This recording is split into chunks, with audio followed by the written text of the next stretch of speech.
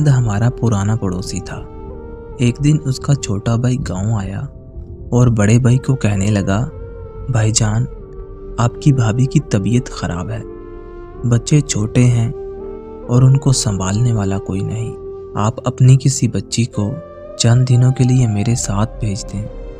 احمد نے چھوٹے بھائی کی پریشانی کو دیکھتے ہوئے اپنی بیٹی گل لیلا کو اس کے چاچا کے ہمراہ شہر بھیج دیا۔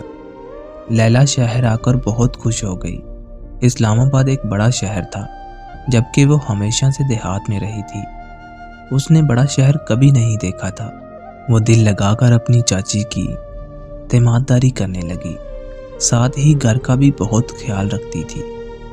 اس دوران اس کے چاچا کے ایک جاننے والے نے کہا، اسلم، اگر تمہاری نظر میں کوئی معقول رشتہ ہوا تو بتانا، کیونکہ میرا بیٹا شادی کرنا چاہتا ہے اور کوئی مناسب گھر نہیں مل رہا۔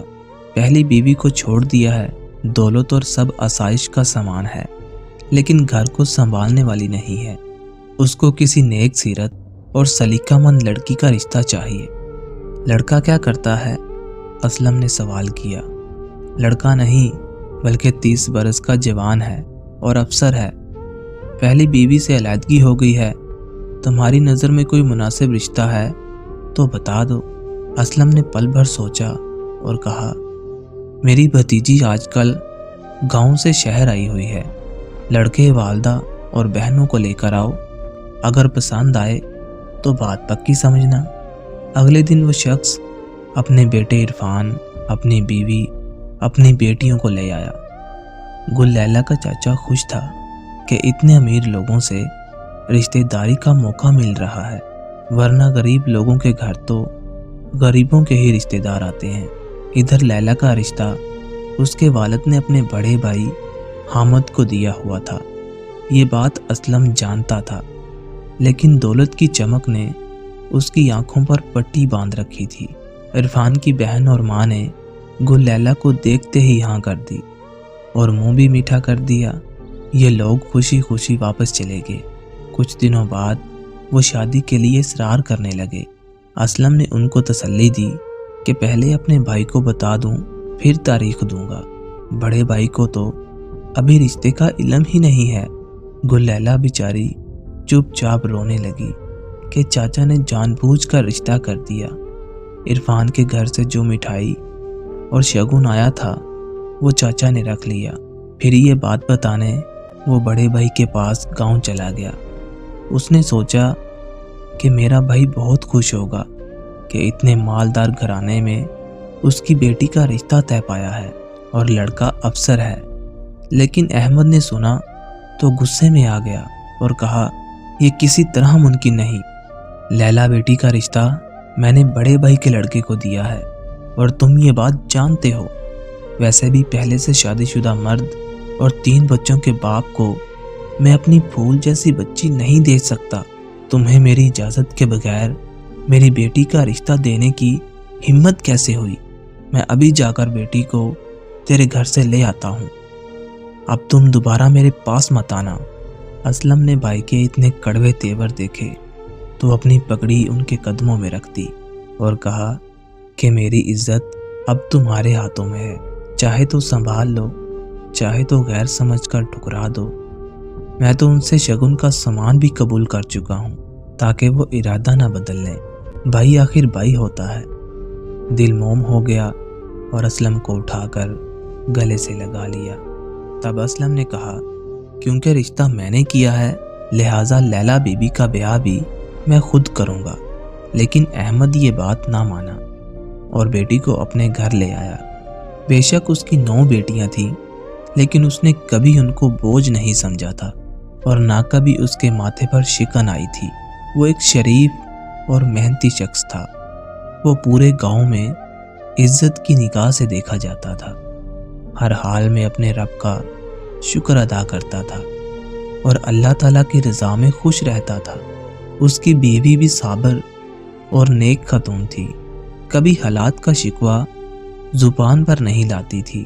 وہ اگرچہ امیر گھرانے میں بیٹی بیانے کے حق میں نہ تھا اور نہ اس کو دولت کا لالچ تھا، مگر چھوٹے بھائی کی عزت رکھنے کی خاطر बड़े भाई को नाराज किया और असलम के तय करदा रिश्ते पर गुल लैला की शादी इरफान के साथ कर दी। जब इरफान की पहली बीवी को ये बात मालूम हुई तो शोहर की शादी उसे सख्त नागवार गुजरी।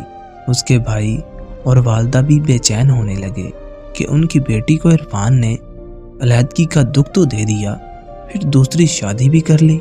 उन्होंने कसम खाई कि हम इसको चैन की जिंदगी नहीं जीने देंगे। पहली बीवी का एक भाई पुलिस में इंस्पेक्टर था, जिसके ओहदे का उनको बहुत गरूर था। गुल लैला ने 6 साल में 3 खूबसूरत बेटियों को जन्म दिया। वो एक साबिर व शुक्र माँ बाप की बेटी थी। उसने कभी शोहर या ससुराल वालों की शिकायत मैके में नहीं की थी और अपने शोहर की खुशनुदी में ही खुश रहने लगी। मगर जिंदगी भी उसके लिए चंद दिनों के ख्वाब जैसी साबित हुई। उसी दौरान गुल लैला की नंद का इंतकाल हो गया। उसकी ये नंद फरिश्ता सीरत थी। वो लैला का बहुत ख्याल रखती थी, उसके सुख दुख की साथी बनी हुई थी। वो अपनी इस नौ उम्र और नेक दिल भाभी से दिली हमदर्दी रखती थी। नंद के मरने से लैला को यूं लगा कि जैसे माँ का शफीक साया उसके सर से उठ गया हो। उसकी नंद के इंतकाल का सुनकर इरफान की पहली बीवी अजरा के मैके वाले भी अफसोस करने के लिए आए। उन दिनों गुल लैला का सबसे छोटा बेटा महज 6 माह का था। मैयत दफनाकर सब अपने अपने घरों को वापस चले गए, लेकिन किसे मालूम था कि गुल लैला को फिर जिंदा देखना किसी को नसीब ना होगा। दूसरे दिन एक आदमी गांव आया। वो सख्त घबराया हुआ था और उसके मुंह से आवाज नहीं निकल रही थी। बामुश्किल बताया कि गुल लैला का इंतकाल हो गया है। ये अल्फाज थे कि मौत का पैगाम। अहमद और उसकी बीवी तो पत्थर का बुत बनकर रह गए कि या अल्लाह, अपनी बेटी को कल तो हम अच्छा भला छोड़ कर आए थे, आज ये क्या हो गया। आनन फानन कैसी क़यामत की घड़ी आई कि हमारी अच्छी भली लैला बगैर किसी को कुछ बताए और सारे राज दिल में छुपाए दूसरे जहां को चली गई। हमें कुछ तो कहती, अपने बाप से, माँ से, अपनी बहनों से। वो तो उस वक्त भी चुप रही जब चाचा अपने साथ उसे शहर ले गया, तब भी वो कुछ नहीं बोली। जब उसका रिश्ता गैरों में कर दिया गया, तब भी एक लफ्ज लबों से ना निकला। उसे क्या दुख था। जब सब गुल लैला के घर पहुंचे तो क़यामत का समा था। ऐसा लग रहा था कि आसमान से उतरी हुई हूर सुकून की नींद सो रही हो। उसके बच्चों की फरियाद से अर्श कांप रहा था और सुनने वालों के दिल भी। सबने कहा कि गुलबानो ने खुदकुशी कर ली है, लेकिन यह नामुमकिन था। अगर उसने खुदकुशी ही करना होती तो उस वक्त करती जब ज़बरदस्ती उसका रिश्ता हुआ था। ससुराल वालों के बयान पर उसके चचा असलम की भी तसल्ली ना हुई। उन्होंने इरफान से कहा, हम लाश का पोस्टमार्टम करवाएंगे। वालिदैन तड़प उठे, नहीं नहीं, हम अपनी फरिश्तों की तरह पाक मासूम बेटी की चीर फाड़ नहीं करवाएंगे। जो नसीबों में था हो गया।